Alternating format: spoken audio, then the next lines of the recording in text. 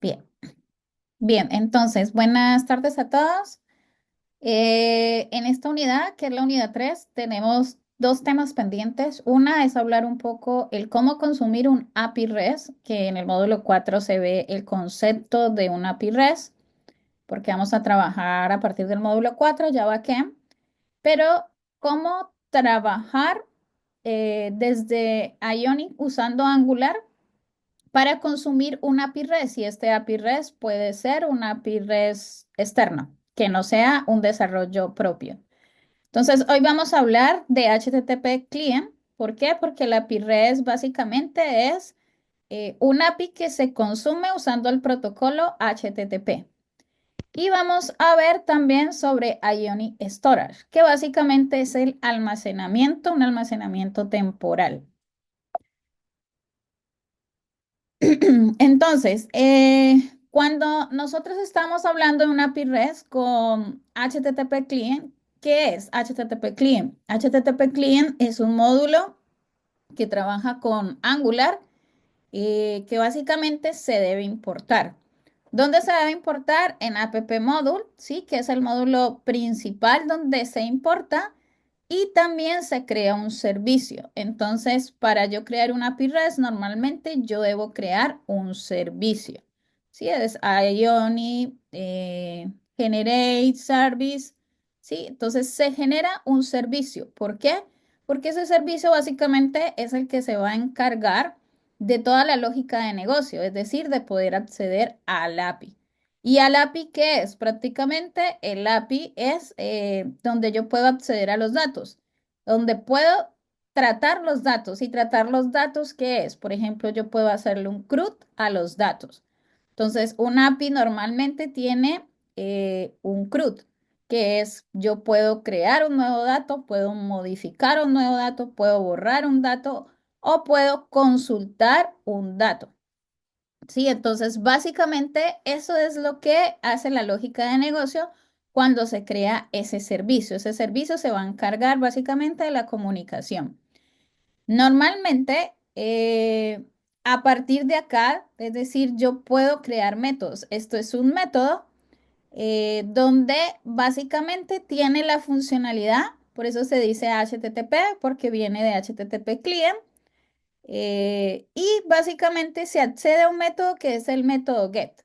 Este método get básicamente lo que está haciendo es consumiendo un API externo. Entonces, el API externo básicamente lo que va a hacer es devolverle los datos. ¿A quién le va a devolver los datos? A este método, ¿sí? Por eso se dice de tipo return, porque va a retornar, por ejemplo, todos los datos que contiene al consultar products. Entonces, si ustedes quieren, pueden consultar este API, es un API externo realmente. eh, y este API, aquí tenía mal, este API básicamente es un API que se consume y básicamente tiene un formato JSON. ¿Por qué? Porque siempre los APIs que se usan usando el protocolo HTTP, su formato de comunicación es un tipo JSON. Bien, sigo por acá y ahora vuelvo a mencionar. Perdón, perdón, acá. Bien, entonces, el consumo de la API REST con HTTP Client, ¿cómo sucede? Entonces, yo tengo Angular, ¿sí? Que es la base de Ionic que estamos trabajando. Hay un componente o puede haber una página y este hace una petición. ¿Quién hace la petición? Pues el servicio es el que hace la petición HTTP usando un método, por ejemplo, get, que get es el de obtener los datos. Es decir, que se debe crear un servicio y este servicio es el que se encarga de comunicarse con la API que hay en la backend. Esta API puede ser una API externa o puede ser una API, sí, de autoría propia. Normalmente esta API, ahí es cuando dijimos que es backend, es lo que se llama backend. Y esta API básicamente es donde se encarga de comunicarse con la base de datos. Sí, es decir, él es el que se va a conectar a la base de datos, o sea que va a ir una comunicación bidireccional entre la base de datos y el API que yo vaya a desarrollar. La comunicación Y la respuesta siempre debe ser el resultado a través de un JSON. O sea que el backend básicamente su vista no es un HTML, sino que su vista es un JSON. Entonces, la forma en que ambos se deben comunicar es a través del JSON.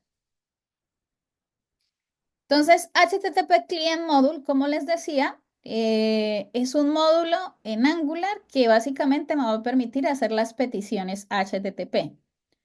No es la única, digamos, forma de crear APIs, pero el APIs que normalmente se suele ya trabajar por los costos, porque es más rápido de implementar, es a través de usando el protocolo HTTP. Se hace peticiones, pero hay que considerar, digamos, políticas de seguridad que luego se verán en el módulo 5 para poder hacer una API segura. Entonces, desde su aplicación a su servidor externo o backend, forma parte del paquete. Hay que importar este módulo porque de este módulo hay que usar un paquete que se llama @angular common HTTP. Entonces, ¿qué es lo que hace exactamente este módulo? Básicamente va a proporcionar el servicio HTTP client y es que se va a encargar básicamente de enviar y recibir datos. Y esos datos van a ser en formato JSON o XML, pero el formato básicamente estándar es JSON. El XML es cuando se utiliza otro tipo de API que no sea API REST. Permite manejar también cabeceras y parámetros y tokens. Entonces, esta parte es muy importante, la de tokens. Entonces, luego cuando veamos backend, vamos a mirar que es importante que desde el backend nos origine un tokens que es básicamente como el certificado de seguridad, por decirlo de esa manera, aunque no es lo más conveniente, pero sí es la forma en cómo el frontend puede acceder siempre a los datos del backend por medio de este token. Es decir, esta es una política de seguridad que siempre se debe establecer. ¿Por qué? Porque si el API se deja, por decirlo, abierto, cualquier usuario que sepa la dirección del API puede consumirlo, como lo que yo estoy haciendo con este API externo, pero si yo usara otro método, pudiera modificar esos datos. No es tanto el get, sino, por ejemplo, hacer un insert o hacer una actualización del dato. Es mucho más grave que obtener solamente información de todos los datos.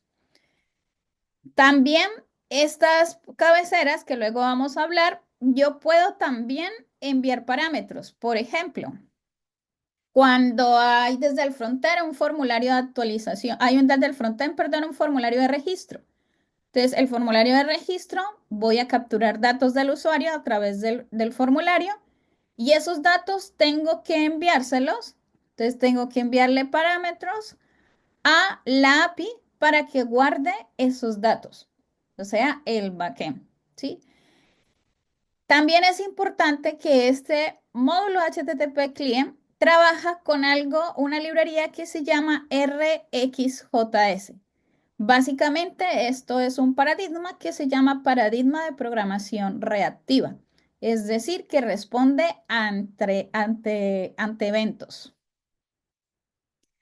Entonces, volviendo al HTTP Client, recuerden que HTTP Client Module es el módulo que contiene a este paquete que se llama HTTP Client. Entonces, HTTP Client básicamente dentro de HTTP Client Module funciona como un servicio.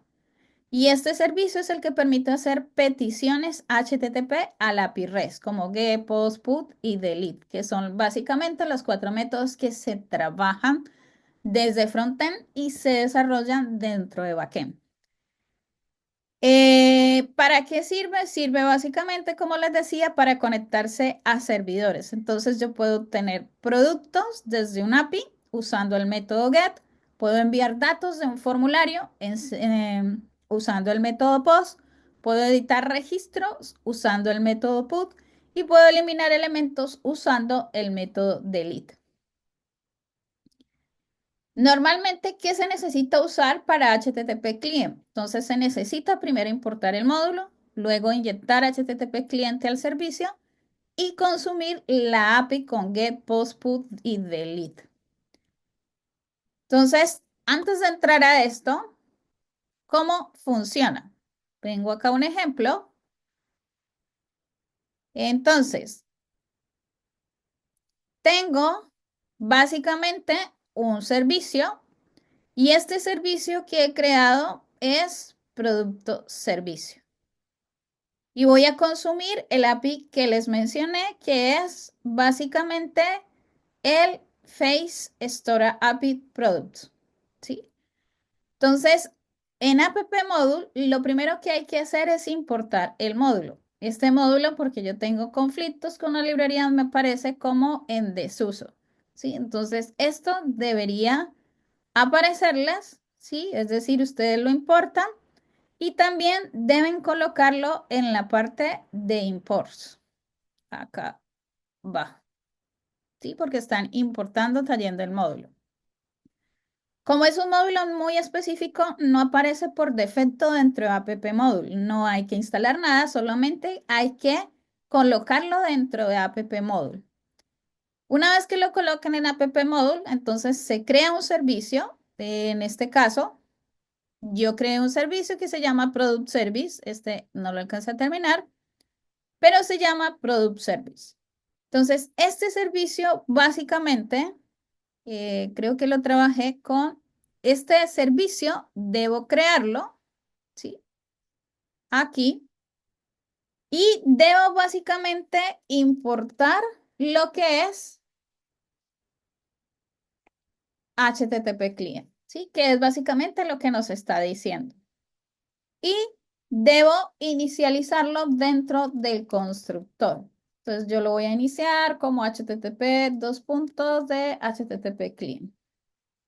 ¿Sí? Solamente lo debo inicializar en el constructor y definí un HTTP tipo HTTP client. Con este HTTP client yo puedo ya acceder a los métodos para poder conectarme al API. Entonces aquí yo puedo tener, por ejemplo, puedo crear una función que está, bueno, un método que se encargue de obtener productos. Es decir, este va a ser el método get. Y acá básicamente yo voy a decirle, por ejemplo, this.http. Este es el que va a tener los métodos get, los métodos post, los métodos put y el método delete, ¿sí? Con los que voy a soler trabajar para consumir el API externo. Entonces, si yo voy a obtener el método get, ¿qué va a hacer? El método get debe retornarme un resultado. Entonces, si me debe retornar, debo básicamente colocar un return, ¿sí?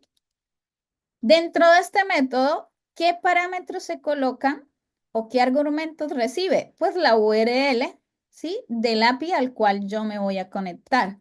Entonces, aquí yo le coloco this URL, ¿sí? Del API que tengo configurado acá, ¿sí? Entonces, normalmente esto es lo que se recibe. Ahora, voy a seguir para explicar un poco qué es lo que se ve o lo que retorna, que es lo que vimos ahora acá. Este es un JSON, entonces vuelvo acá.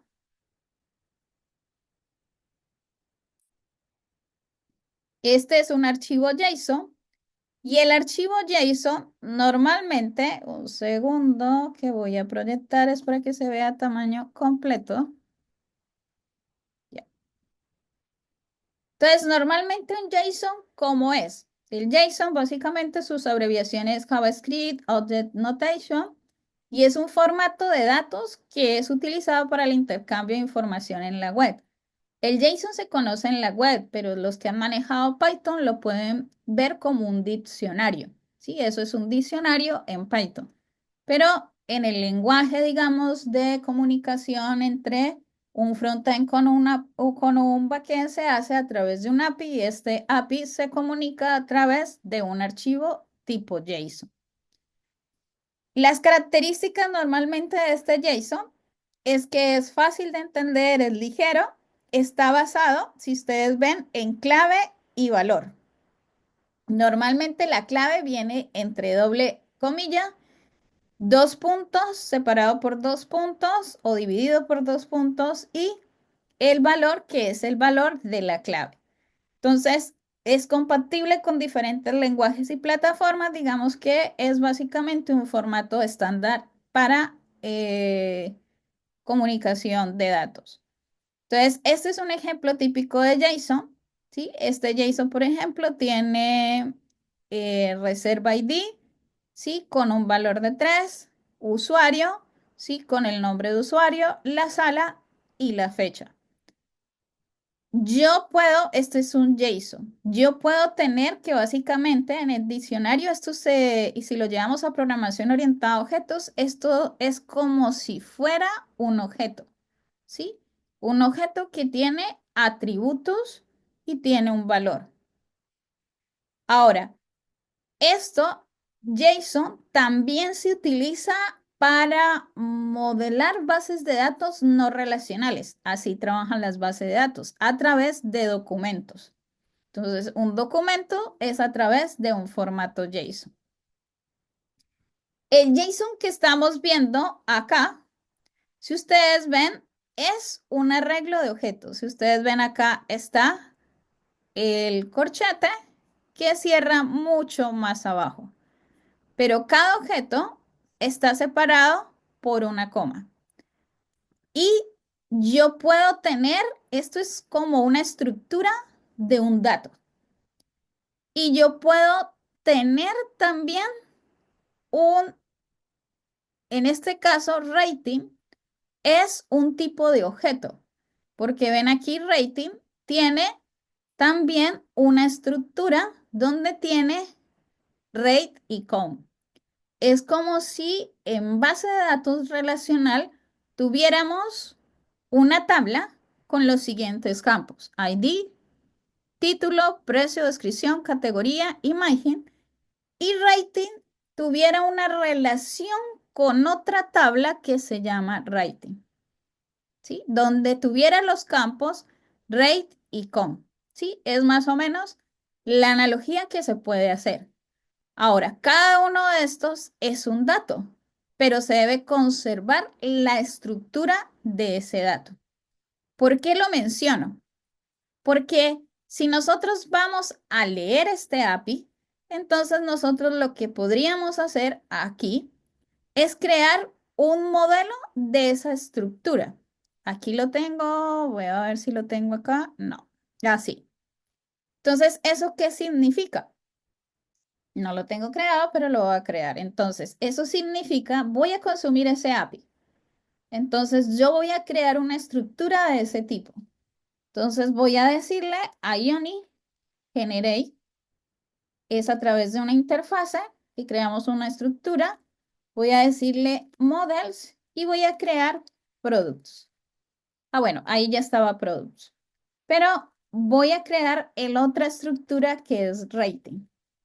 ¿Sí? Que es la otra estructura que debo crear que vi ahí. Bien, entonces, product, ¿qué debe tener? Según la estructura que vi ahora.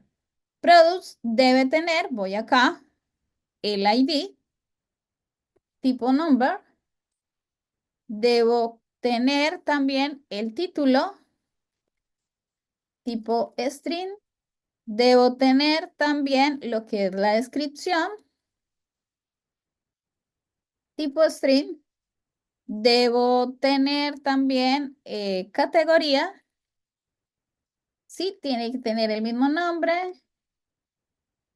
Y debo tener lo que es imagen, que también es tipo string.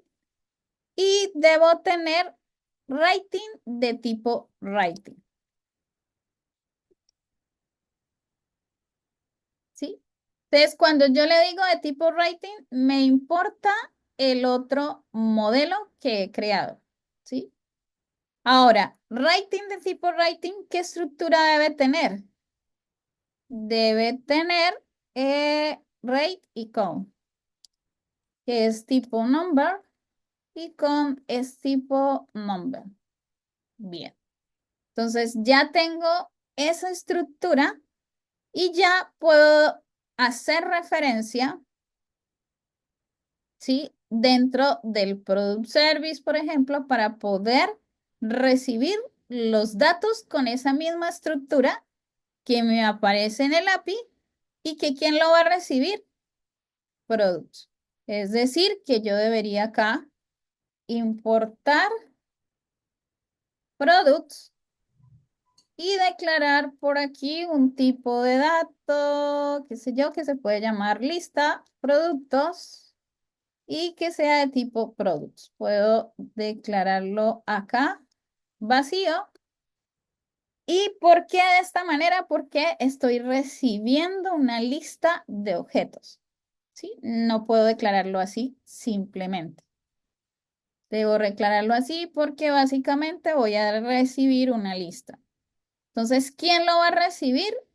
Básicamente aquí se lo puedo dar a lista productos, pero esto ahora si lo alcanzamos a ver, lo vemos, si no, luego lo menciono. Bien, entonces sigo por acá. Era para mirar el formato de JSON. Bien, ahora, como les decía, normalmente cuando se establece esa comunicación entre el frontend y el backend, la comunicación básicamente es asíncrona. Es una comunicación de tipo asíncrona que luego vamos a profundizar ese concepto en el módulo 4 de asíncrono, pero básicamente desde el lado de frontend se debe trabajar el enfoque de programación reactiva, que es programación por eventos asíncronos. Entonces, esto básicamente se trabaja con una librería de programación reactiva que se llama RxJS, que lo tiene incorporado ya a Ionic con Angular. Entonces, lo que permite, vuelvo y repito, es manejar peticiones HTTP, porque las peticiones HTTP trabajan de manera asíncrona. ¿Sí? Es decir, cuando yo doy un clic al usuario, ¿sí? Yo no debo esperar, sino a que, que recibe ese evento, se hace algo, y es parte fundamental del ecosistema de Angular, especialmente cuando se trabajan servicios como HTTP Client o para hacer formularios, que básicamente con formularios se trabaja con un módulo que se llama formularios reactivos y están basados básicamente en el concepto de programación reactiva. O también cuando trabajo lo que es rutas. Entonces, ¿por qué es útil básicamente el RxJS? Porque puedo controlar los flujos asíncronos, es ideal para aplicaciones reactivas y escalables y normalmente porque forman parte de los servicios de Angular para poder trabajar el acceso a los datos ¿sí? A través de HTTP Client o para construir formularios reactivos. ¿Cómo sería dentro de Ionic con Angular? Entonces, básicamente lo que se hace, eh, normalmente se importa RxJS, ¿sí? Y básicamente hay dos componentes que se trabajan con esta librería. Lo que es el observable, ¿sí? Que ya voy a mencionar acá. Lo que es en la siguiente, sí. Hay dos componentes que básicamente es algo que le llaman el observable, que representa la fuente de datos que va a emitir los valores en tiempo. En el tiempo, es decir, el que va a hacer la petición HTTP. ¿Qué quiere decir esto? Que la que va a ser la fuente de datos es este método. Es decir, que este método debería ser de tipo observable. ¿Sí? Eso es básicamente lo que está diciendo acá. Sigo por acá. Entonces, normalmente,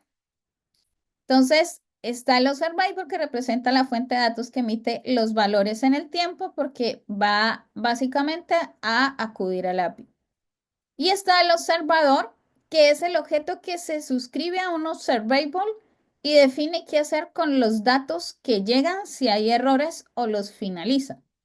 Es decir, en este caso, aquí básicamente me está diciendo porque yo debo recibir, por ejemplo, un dato de tipo productos. Voy a dejarlo así. Sí, tengo que decirle de esta manera. Y creo que es así. Sí, sí, así simplemente. Entonces estoy diciéndole, bueno, esta lista no es necesaria crearla, realmente me voy a ahorrarla.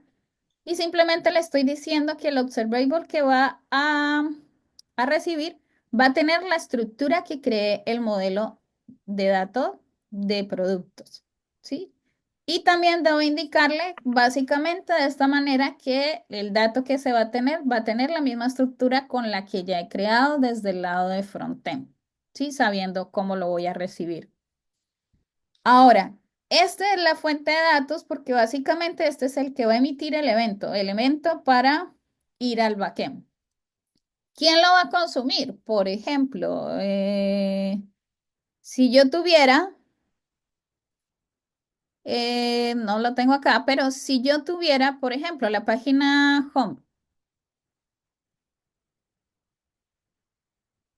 si yo tuviera una página home, entonces voy a crearla porque creo que no la tenía. Entonces, Ioni, Generate, y voy a crear una página, page, una página home.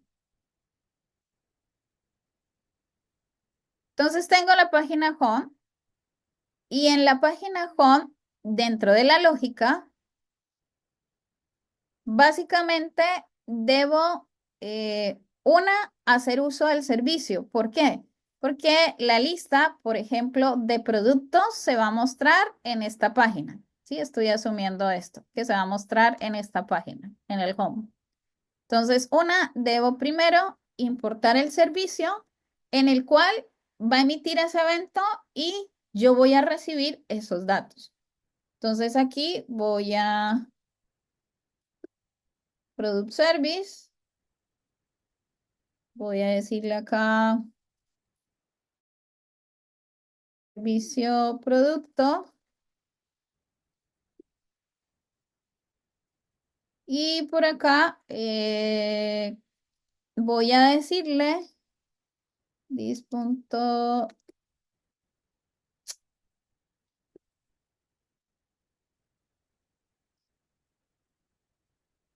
aquí lo puedo colocar privado, lo puedo dejar público. Voy a decirle aquí this.serviceProducto punto y llamo al método getProductos.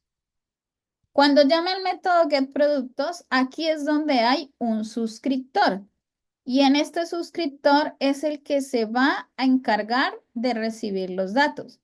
Pero hay una estructura, digamos, en cómo se van a recibir estos datos. ¿Sí? Entonces, básicamente, esta estructura luego la hablamos, pero hay una estructura donde se reciben los datos, ¿sí? Y quién los va a recibir, ¿sí? Entonces aquí faltan muchas más cosas para suscribir este servicio, ¿sí? Lo importante es el suscriptor que aparece acá. Bien, entonces vengo acá. Sí, entonces el observador, como les mostraba, para mirar esta presentación viene de esta manera. El observador tiene, puede ser una constante o yo directamente puedo colocar todo. Es decir, NES, colocar NES acá,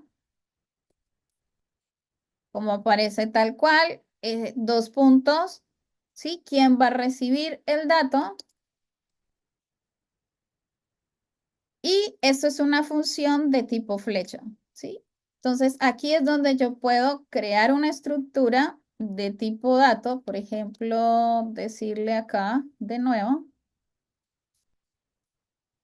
import productos y creo por acá una lista de productos de tipo productos.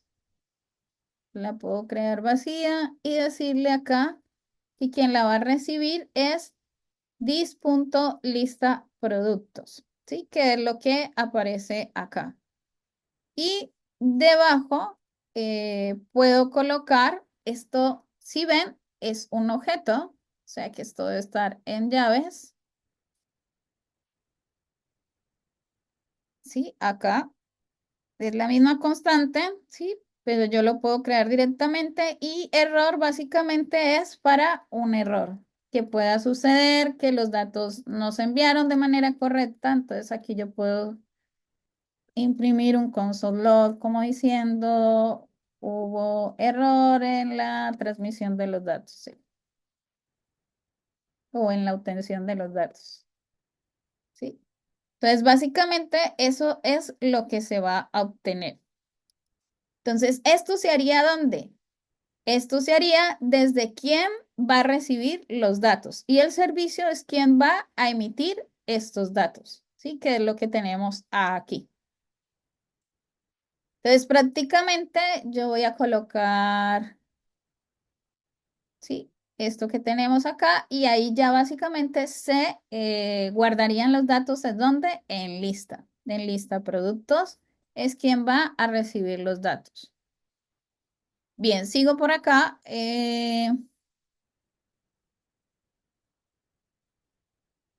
Entonces, esto sería en cuanto a lo que es la programación reactiva para trabajar lo que es consumo de APIs. Hay otro término que también se ve y básicamente es el almacenamiento o lo que le llaman en Ioni storage. Entonces, el almacenamiento local que se da en Ioni, ¿para qué sirve? Entonces, yo puedo usar el almacenamiento local para guardar datos. Datos, por ejemplo, como datos como, por ejemplo, información, por ejemplo, cuando se crea el carrito de compras, ¿sí? Y guardo los datos de manera temporal. ¿Para qué sirve? Para guardar, por ejemplo, las preferencias del usuario, ¿sí? Como el tema oscuro o el idioma para mantener la iniciada, ¿sí? Cuando yo inicio sesión, cuando inicio sesión quiere decir cuando me logueo y le doy una contraseña, ahí tengo lo que es una autenticación. Me estoy autenticando. Y esa autenticación debo enviar la información al backend. Y el backend me va a retornar una respuesta de eso. Y ahí es donde me genera un token, que eso es lo que le llaman la autorización. Entonces, cuando yo tengo ese token que me devuelve el backend, si yo hice bien mi autenticación, ese token yo lo puedo guardar y puedo hacer uso del almacenamiento local. Entonces, el guardar datos se hace cuando no hay, por ejemplo, también no hay una conexión a Internet, ¿sí? Está en modo offline o hay una persistencia de los datos. En este caso, se puede usar el token para guardarlo. ¿Por qué? Porque el token lo voy a necesitar siempre ya para comunicarme siempre con el backend. Entonces, ese token es como un ID que me dan solamente cuando inicia la sesión para decirle como al backend, oiga, de esta manera, siempre usted que vaya a usar un recurso mío, siempre me va a enviar el token, porque de esta manera yo sabré que usted ya tiene una autorización para poder acceder a cada uno de mis métodos. ¿Cuáles métodos? Los get, los post, los put y el delete. Entonces, es una forma de establecer, digamos, una política de seguridad. Eh, el almacenamiento local, que es lo que le llaman el local storage, pero hay varias formas de almacenamiento, que es lo que voy a nombrar ahora. El almacenamiento local normalmente tiene un tamaño máximo entre 5 a 10 megabytes. Nunca expiran. Es muy diferente a las cookies, ¿sí? No confundir. Las cookies sí expiran y es un almacenamiento, sí, pero es un almacenamiento temporal, ¿sí? Y no vienen del lado del cliente. Este almacenamiento local viene desde el lado del cliente. Entonces, expiran, nunca se borran solamente si el usuario limpia el navegador porque se guardan, es decir, cuando uno dice borrar datos. Se eliminan las cookies, sí, porque hay algunas cookies que si uno las programas no tienen fecha de expiración. Las tecnologías comunes que hay para manejar almacenamiento local en Ionic con Angular son Ion Storage, lo que le llaman. Y básicamente es una capa de abstracción para guardar datos localmente. Entonces, normalmente se recomienda en aplicaciones móviles con Ioni y básicamente ayuda a ofrecer una interfaz mucho más simple. Entonces, en Ioni Storage básicamente hay varias maneras, yo nomás nombro dos aquí que se utilizan. Una es SQLite. SQLite, ustedes creo que más o menos lo nombraron en base de datos. Es una base de datos liviana. Por ser liviana, sí, suele usarse en dispositivos móviles, pero para guardar información no relevante. Es decir, si yo tengo una aplicación móvil, donde interactúan muchos usuarios, yo no utilizo una base de datos para guardar toda esa información, se me llena mi dispositivo móvil.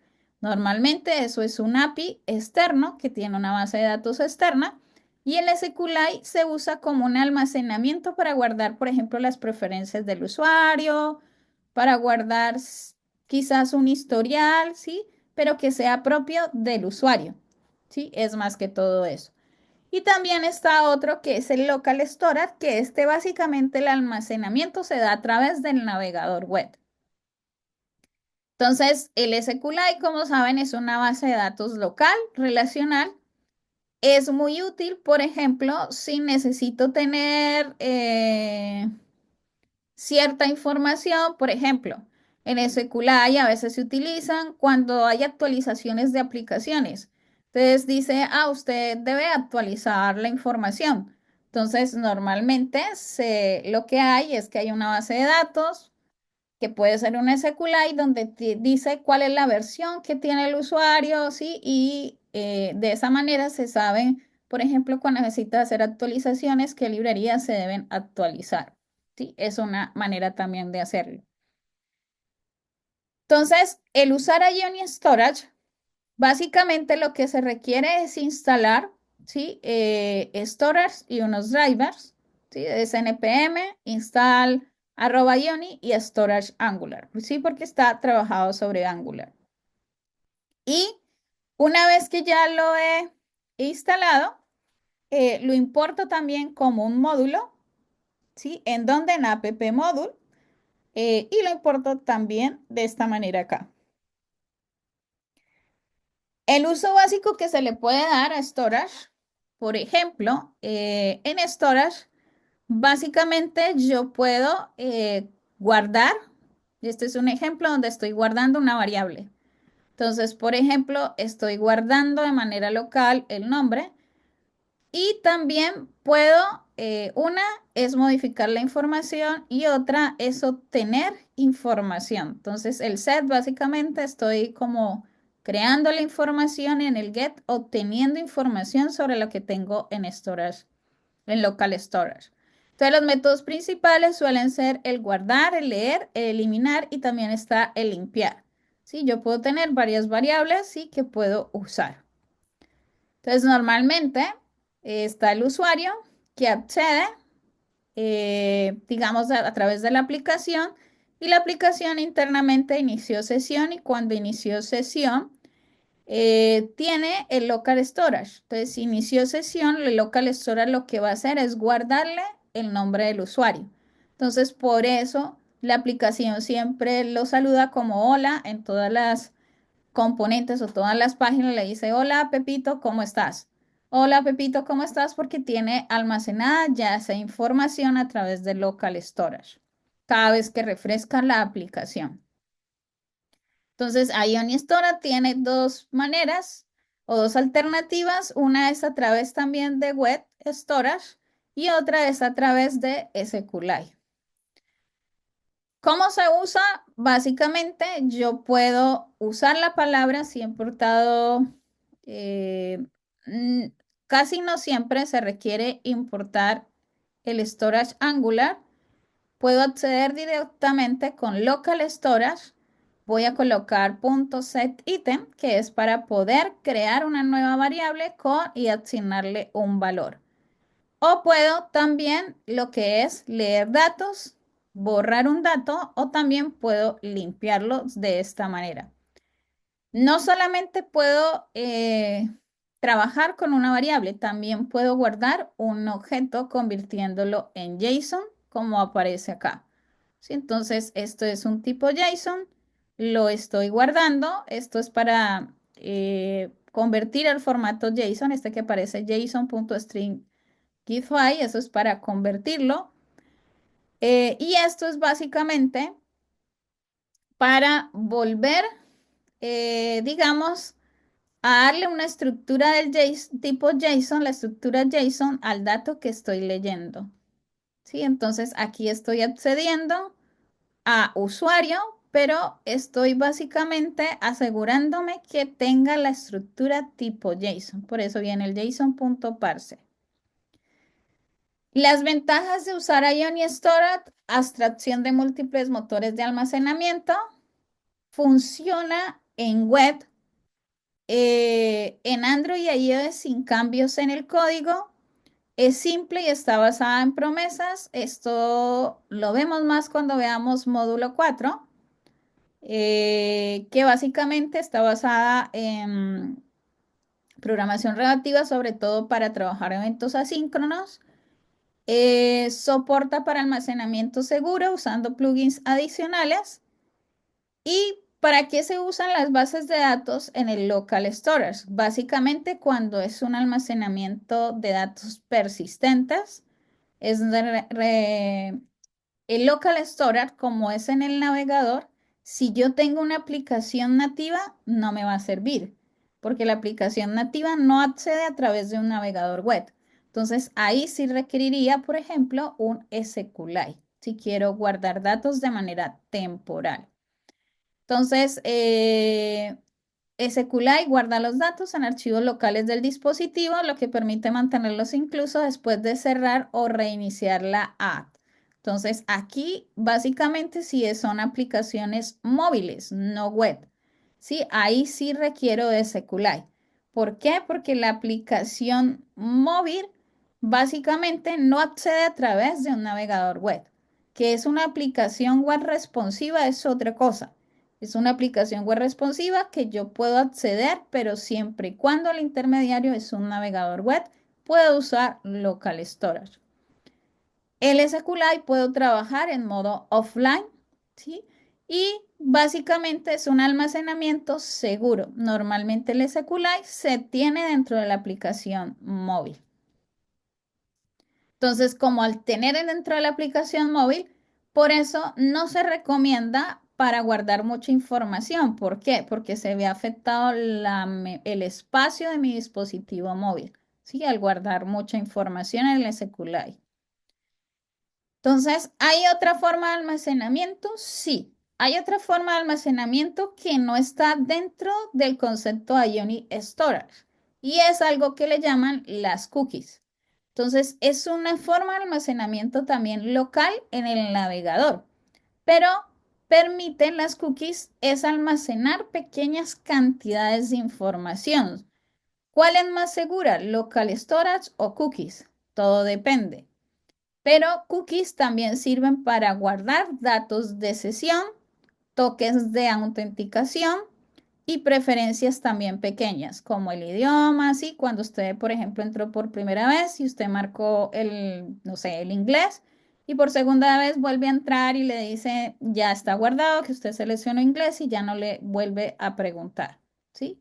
Otra estrategia del idioma es que simplemente se fija sobre qué IP está conectado, dice, proviene de Latinoamérica, sí, CL, el país, y ahí le voy a mostrar en idioma español, sí, es otra manera también de hacerlo. Pero las preferencias normalmente se pueden guardar tanto en cookies como en local storage. Se envían también automáticamente al servidor en cada request, ¿sí? Y normalmente se configuran las cookies. Las cookies, a diferencia, no es común en aplicaciones móvil nativas. Sí, es decir, en APK, perdón, y IPA, que son las iPhones, en la extensión para las aplicaciones iOS. Entonces, las cookies solamente servirían para aplicaciones web.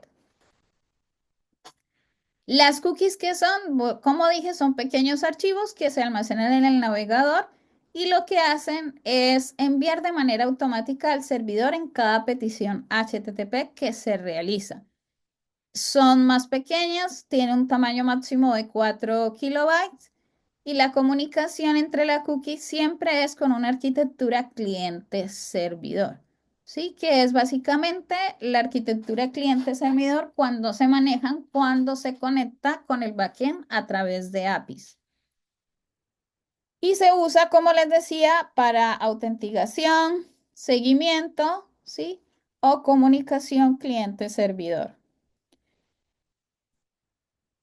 Cuando se trabajan con Ionic, con Angular, ¿cómo se trabaja? Perdón, hay dos maneras de manejar las cookies. Uno es de manera manual usando el DOM, diciendo document.cookie, y otro es instalando también una librería, ¿sí? Como la que aparece aquí, para consumir, ¿sí? Las cookies. ¿Sí? Entonces, esta, por ejemplo, estoy configurando la cookie para la diciendo que tiene una fecha de expiración. Entonces, estas son más seguras comparada con el local storage, porque yo y además tengo control sobre ellas. ¿Quién tiene control? El backend, ¿sí? El backend tiene el control. Lo mismo acá.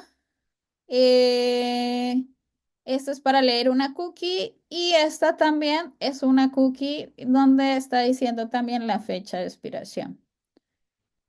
Y cuando ya instalo la librería, esta es una forma de trabajarla. Cuando instalo una librería, debo importar el módulo, ¿sí? Entonces, al importar el módulo, entro a app módulo, ¿sí? Y colocar la librería tanto en import como en la parte de providers.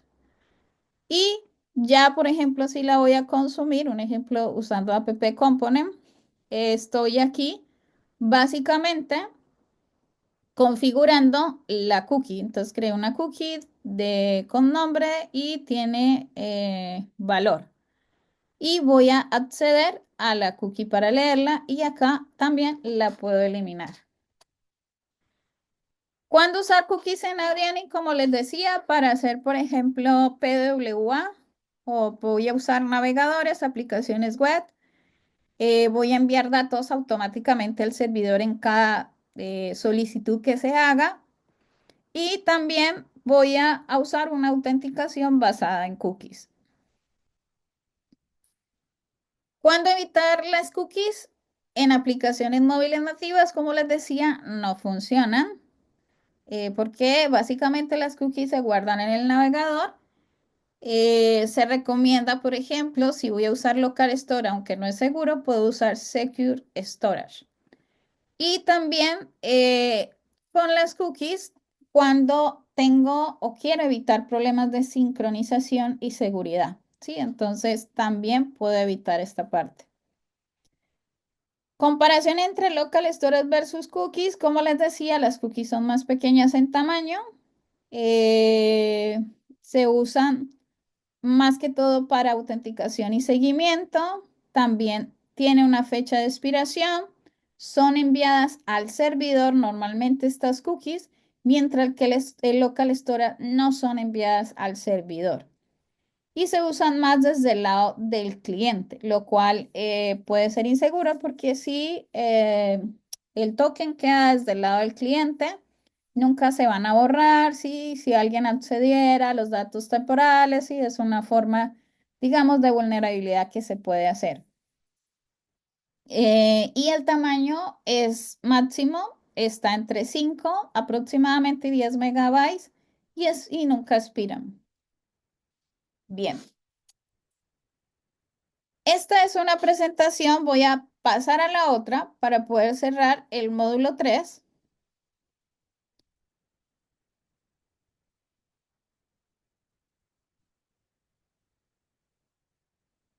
En el módulo 3 que ya nos faltaría esta,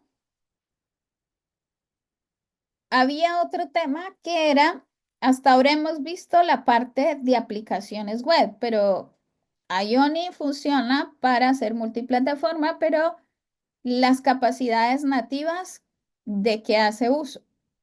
Entonces, cuando hablamos de capacidades nativas, estamos hablando de aplicaciones que básicamente se instalan en el escritorio de un dispositivo móvil. Entonces, las capacidades nativas se relacionan con funcionalidades del hardware del dispositivo, es decir, que yo puedo acceder a ellas, como la cámara, el GPS o notificaciones, que son propias de las aplicaciones móviles. Entonces, se acceden a estos mediante plugins del capacitor o Córdoba. Entonces, normalmente Ioni trabaja bajo capacitor, que es como el intermediario que hace que esa aplicación web pueda llegar a ser una aplicación nativa, ¿sí? O convertirse en una aplicación nativa.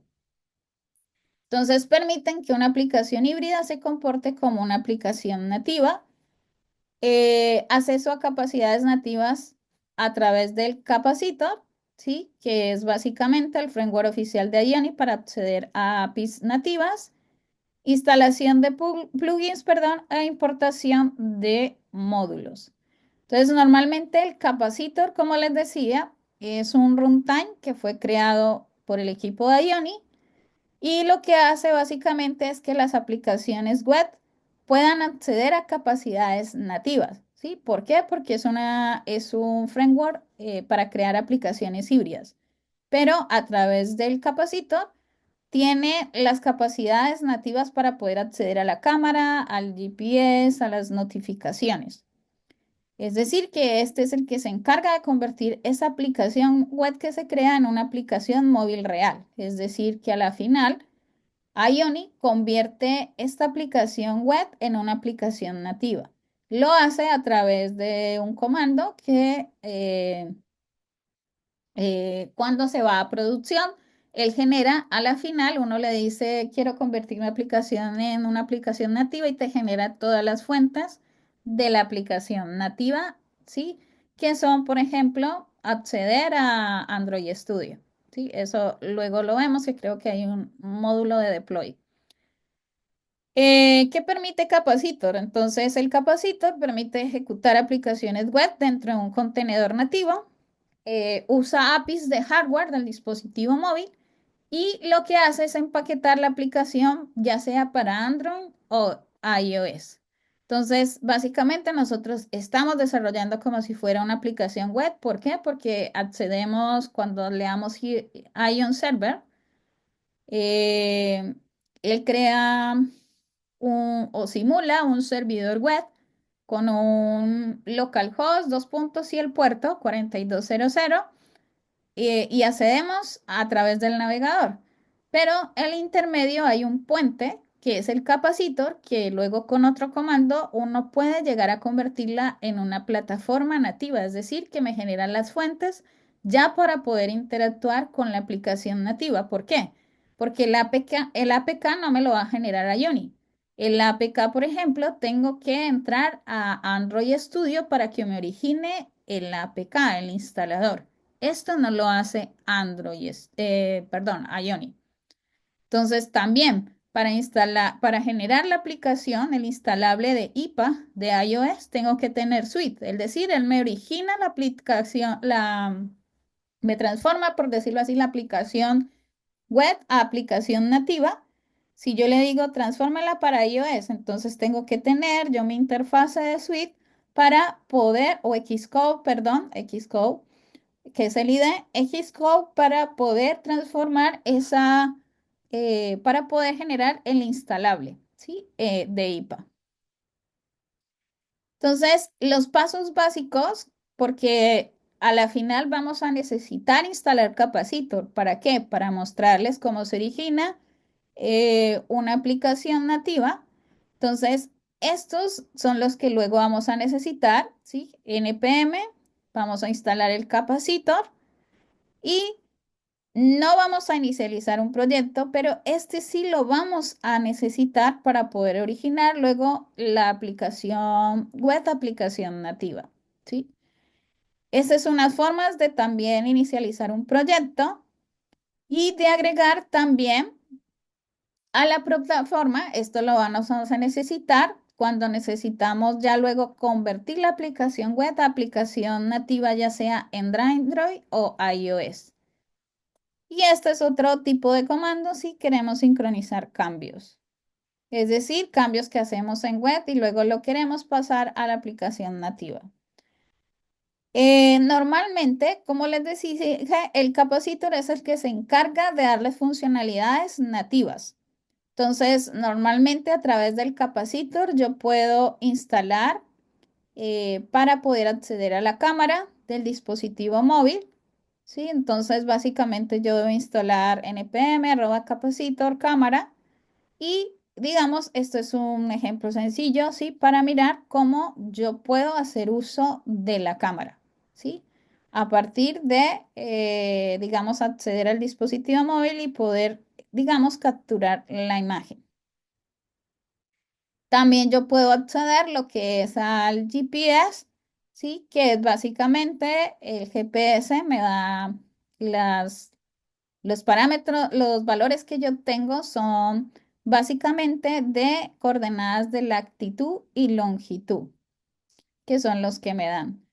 También yo puedo usarlo para notificaciones. Entonces, ¿qué son las notificaciones? Sí, que las notificaciones no es lo mismo que las alertas. Las notificaciones normalmente son mensajes que son enviados al sistema operativo y normalmente son las que se muestran incluso si la aplicación está cerrada. Es decir, que el término de notificaciones solamente se ve en aplicaciones móviles, no en web. Y básicamente los ejemplos son los mensajes de WhatsApp, las alertas de correo que llegan a través de notificaciones, ¿sí? ¿Y qué son las alertas? Que no es lo mismo que las notificaciones, ¿sí? Y aquí aparece, pero no es lo mismo. Las alertas de correo a nosotros nos llega como notificaciones, ¿sí? Que tenemos el cerrada inclusive en nuestro correo y nos llega notificaciones. Entonces, las alertas básicamente son ventanas emergentes dentro de la aplicación, requieren que la aplicación esté abierta, o sea que las alertas se pueden presentar tanto en web como en móvil, ¿sí? En aplicaciones móviles como en aplicaciones web. Ejemplos, confirmaciones o advertencias en la aplicación, etcétera. Diferencias principales entre una notificación en alerta, donde aparecen la notificación en el sistema operativo y las alertas dentro de la aplicación. Cuando la aplicación está cerrada, las notificaciones sí se dan. Cuando está cerrada la aplicación, las alertas no se dan. Interrumpen no necesariamente las notificaciones, las alertas, claro, porque son como de ventanas emergentes que impiden que el usuario vuelva a interactuar. Un ejemplo, por ejemplo, valga la redundancia, notificaciones son los WhatsApp que nos llega a nosotros de un nuevo mensaje. Y las alertas es confirmar una eliminación de algo. Entonces, yo puedo tener dos tipos, ¿sí? Digamos, en la aplicación, ya sea web, puedo tener sobre todo alertas, pero no puedo tener notificaciones. ¿Por qué? Porque si yo cierro el navegador, yo no voy a recibir esas notificaciones. Sí, lo reciben a través del sistema operativo. Estas notificaciones es lo que le llaman notificaciones push. Esas notificaciones vienen básicamente de un servidor externo. Es decir, que normalmente para yo trabajar notificaciones necesito de un servicio externo para que pueda funcionar. Entonces, normalmente para poder recibir notificaciones, yo debo instalar con el Capacito. Recuerden, porque el Capacito es el responsable de que yo pueda acceder a ciertas funcionalidades nativas. Entonces le digo @capacitor push notification y esto es como un ejemplo básico de poder trabajar las notificaciones push. Normalmente el flujo de notificaciones push es que se registra un token que llega al servidor y básicamente hay un servicio de notificaciones push que yo puedo, tengo que digamos, basarme para que estas notificaciones lleguen al dispositivo del usuario. Este servicio de notificaciones normalmente es como la plataforma intermediaria entre el backend y el dispositivo, ¿sí? Es decir, que así yo emita respuestas no se va a hacer a menos que yo tenga un servicio de notificaciones. ¿Mantiene conexión eficiente con el sistema operativo? Sí. Mantiene la conexión eficiente con el sistema operativo y ejemplos de algunos servicios intermediarios que se pueden usar, por ejemplo, está Firebase de Cloud Messaging, que este básicamente también se usa como un servicio de notificaciones y se puede usar. Y también está el APN, que es de Apple. Están otros servicios como Signal, que son servicios externos, que normalmente cuando son servicios externos se deben pagar, pero que funciona también para poder yo trabajar notificaciones push. ¿Es necesario el servicio de notificaciones en una aplicación móvil, por ejemplo? Sí, sí, básicamente yo quiero enviar, por ejemplo, mensajes a los dispositivos, por ejemplo, cuando esté cerrado o cuando está en segundo plano. El backend no puede conectarse directamente a los dispositivos móviles, ¿sí? Porque el backend solamente se conecta cuando se hace una solicitud, ¿sí? Ya sea, pero desde el frontend. Cuando siempre hace una solicitud, el backend se conecta enviándole una respuesta, pero no siempre. Entonces, el backend no puede ser responsable de enviar las notificaciones push. Por eso se necesita usar un servicio externo. El servicio básicamente se asegura de que entrega eficiente y segura y de manera segura las notificaciones. ¿Cuándo necesito un servicio de notificaciones? Por ejemplo, cuando la aplicación, vuelvo y repito, está cerrada, es necesario. ¿Mostrar alerta dentro de la aplicación abierta? No. ¿Enviar mensajes programados al dispositivo? Sí. ¿O simple alerta en pantalla? No. Es decir, que hay ciertas diferencias entre una notificación y una alerta, para que lo considere. Bien, entonces hasta aquí dejamos la clase de hoy. Ya cerramoslo con esto, lo que es el módulo 3. En la ayudantía del miércoles voy a trabajar lo que es formularios en Angular del inicio de sesión. Sobre todo para comenzar a hablar sobre los formularios. ¿Por qué? Porque eso no está dentro del contenido de la asignatura y ahí hay que trabajar lo que son básicamente los formularios, por ejemplo, del registro de inicio de sesión. Entonces, la idea es en la ayudantía poder trabajar el formulario no inicio de sesión, sino sobre todo más el de registro. Hay que importar un módulo y también hay que trabajar con algo que son el for control, ¿sí? Que son formularios reactivos. Entonces, para los que estén interesados, el miércoles voy a abrir una ayudantía para formularios. Cerramos módulo 3 y a partir de la próxima semana comenzamos a trabajar lo que es módulo 4, es decir, ya vamos a entrarnos desde backend. Vamos a comenzar a trabajar con Node.js. Bien, eso sería todo por el día de hoy. No sé si hay preguntas.